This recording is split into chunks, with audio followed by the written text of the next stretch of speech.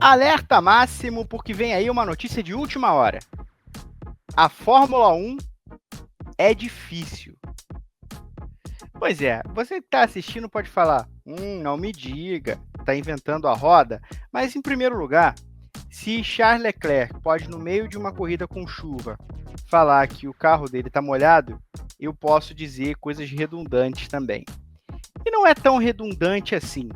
Não é tão redundante assim, porque a gente cansa de ver gente por aí dizendo que a Fórmula 1 não é mais difícil de guiar, ou não é difícil como outras categorias, como outras atribuições de pilotos pelo mundo, e isso absolutamente não é verdade.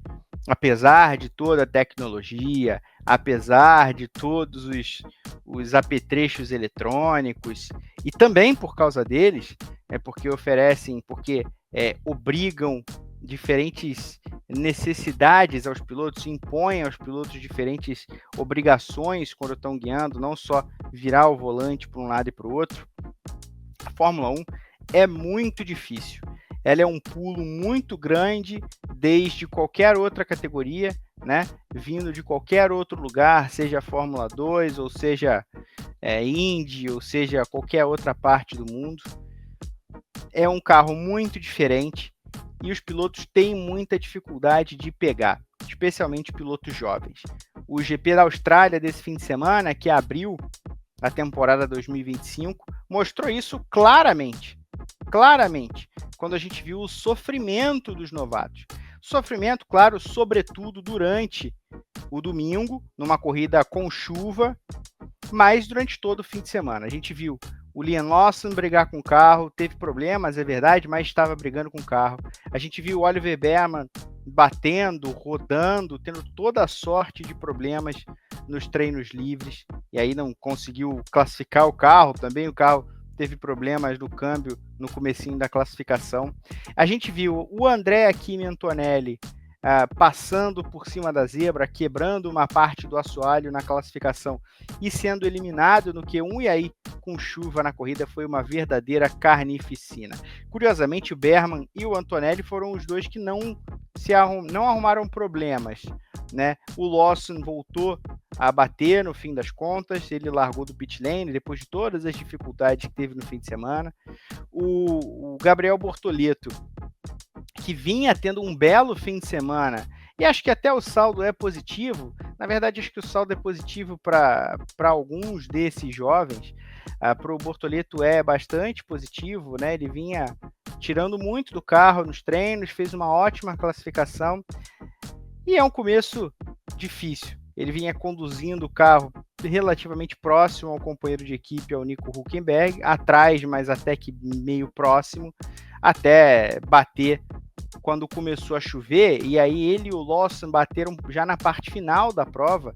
A corrida começou com chuva, com pista molhada, a chuva parou, a pista foi secando, as condições melhoraram muito, os pilotos colocaram pneu para a pista seca, e aí perto do fim, com mais ou menos 12 voltas pela frente, uma pancada de chuva fortíssima fez com que um monte de gente escapulisse, saísse, andasse na brita, e no caso do Bortoleto e do Lawson parassem no muro.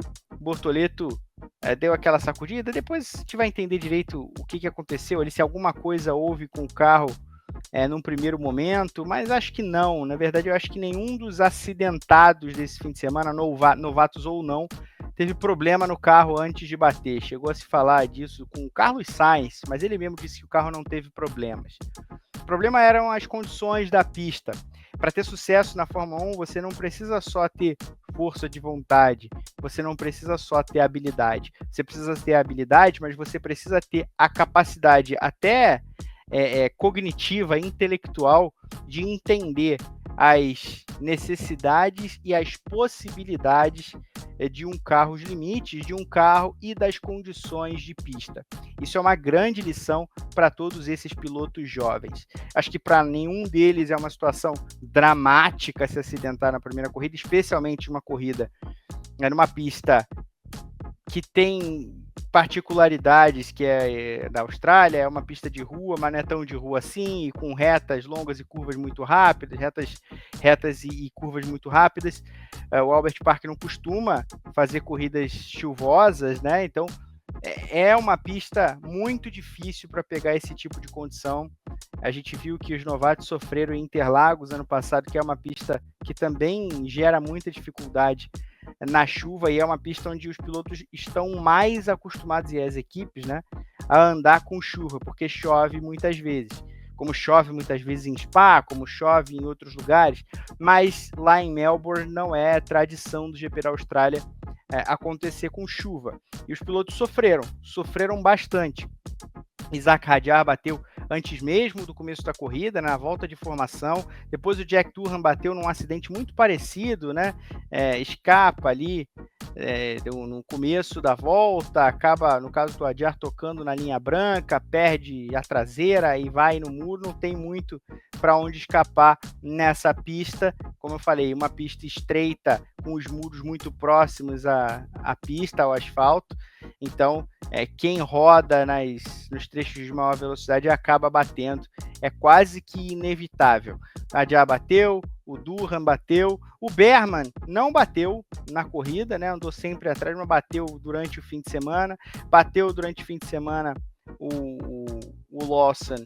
Quer dizer, o Lawson teve problemas no fim de semana e bateu também durante a corrida. Antonelli foi o único dos novatos, que não bateu em nenhum momento, apesar do erro que ele cometeu. Um erro que não foi grave, assim, muita gente cometeu, ele levou azar na classificação.